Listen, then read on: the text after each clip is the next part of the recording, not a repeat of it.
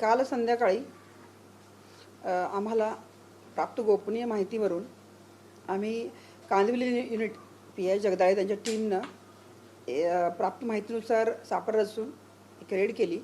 त्यामध्ये एका इसमास ताब्यात घेतला. त्याच्याकडून 750 ग्रॅम हेरॉईन प्राप्त झालं. त्याची अंदाजे किंमत 3,75,00,000 इतकी आहे. त्यानुसार NDPS कायदा 1985 सेक्शन्स 8 क 21 क यान्वये बांगूरनगर पोलीस स्टेशन येथे गुन्हा नोंद करण्यात आलेला आहे. सदर इसमाकडून फॉरवर्ड लिंकेजेस बॅकवर्ड लिंकेजेस देखील आम्ही माहिती प्राप्त करत आहोत.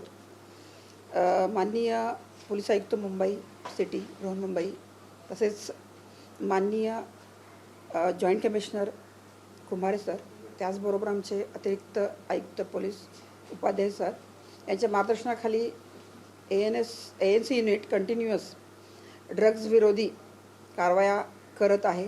अनेक पेडलर यांना आम्ही कारवाया करून पकडलेला आहे आणि ही कंटिन्युअस मोहीम अशीच चालू राहणार आहे. मॅम, या प्रकरणात तुम्ही एक आरोपी आतापर्यंत अटक केलेला आहे. काय नेमका हा आरोपी, याची माहिती तुम्हाला कशी मिळाली आणि त्याच्याकडून किती ग्रॅम वजनाचं आणि किती रुपयांचं ड्रग्ज आणि कोणकोणते ड्रग्ज तुम्हाला? गोपनीय माहिती होती की अशाच्या प्रकारे एक विसम या ठिकाणी हेरॉईन घेऊन विकण्यासाठी येत आहे आणि त्यानुसार आम्ही सापळा लावला होता आणि सदर व्यक्तीला रंगेहात पकडण्यात आला.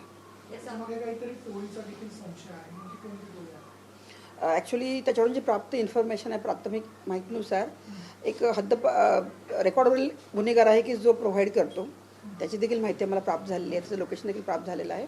त्यावर देखील आम्ही कारवाई करत आहोत. मॅम, या आरोपीची काय पार्श्वभूमी आहे? काय रेकॉर्डेड हा गुन्हेगार आहे? यापूर्वी याला प्रकरणात पकडले गेले? नाही, हा 20 वर्षाचा आहे. याचा काही रेकॉर्ड नाही आहे. 20 वर्षाचा व्यक्ती आहे.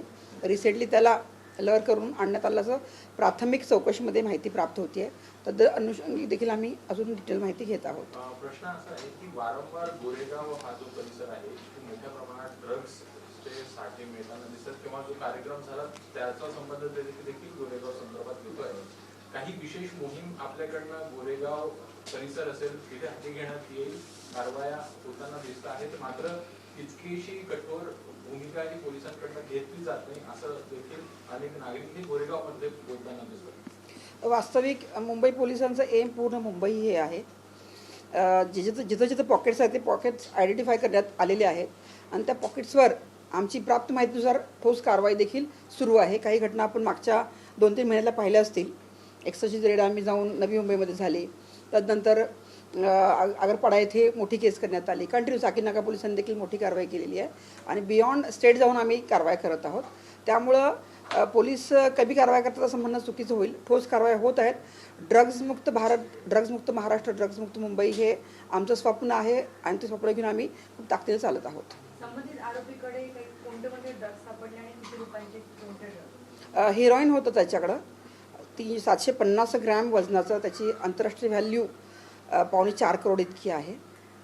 तर ते हेरॉईन आम्हाला प्राप्त झालेलं आहे. त्याने काही माहिती दिली आहे की तो कोणाला प्रोव्हाइड करायला आला होता किंवा काही कॉन्सर्ट वगैरे अशा संदर्भात काही? तर कॉन्सर्टसाठी या भागात कोणी परमिशन घेतली नाही, असं काही नाही आहे. तो फक्त विकायला आला होता. त्याची देखील आम्ही पूर्ण माहिती घेत आहोत. मैडम, जहाँ तक अमित पटेल की बात हो रही है तो कहीं ना कहीं हमारे पुलिस जो है मुंबई की वो कार्रवाई करती है, लेकिन ज़्यादा हो रहा है और हमारे महाराष्ट्र के बच्चे का अमृत रखता नशे की आदि बनते जा रहे हैं, लेकिन इसमें कार्रवाई किया जाता है. याच्यामध्ये तो कॉलेजच्या जवळ काही कुठल्या अशा विशिष्ट ठिकाणी सापडला का आणि स्वतः ड्रग्ज घेणारा व्यक्ती होता? नाही, कॉलेजजवळ नाही सापडलेला. याचं मेडिकल केलं. ड्रग्ज स्वतः घेताना दिसून आलेलं नाही आहे. तरी देखील आम्ही इन्क्वायरी करत आहोत. पण कॉलेजजवळ नव्हता.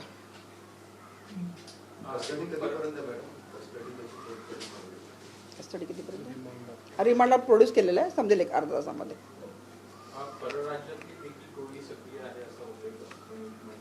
बरोबर आहे. ती इन्फॉर्मेशन आहे. त्याला जे प्रोव्हाइड केलं आहे तो बाहेरच्या राज्यातला त्याची माहिती मिळते आहे.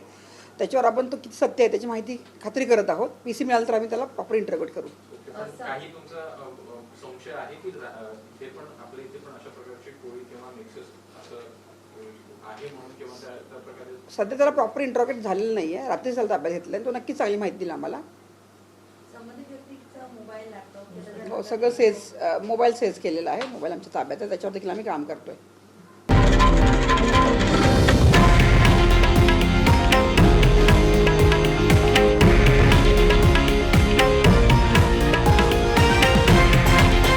हे आहे देशातील नंबर 1 न्यूज नेटवर्क आणि आपण पाहत आहात TV9 मराठी, एकमेव.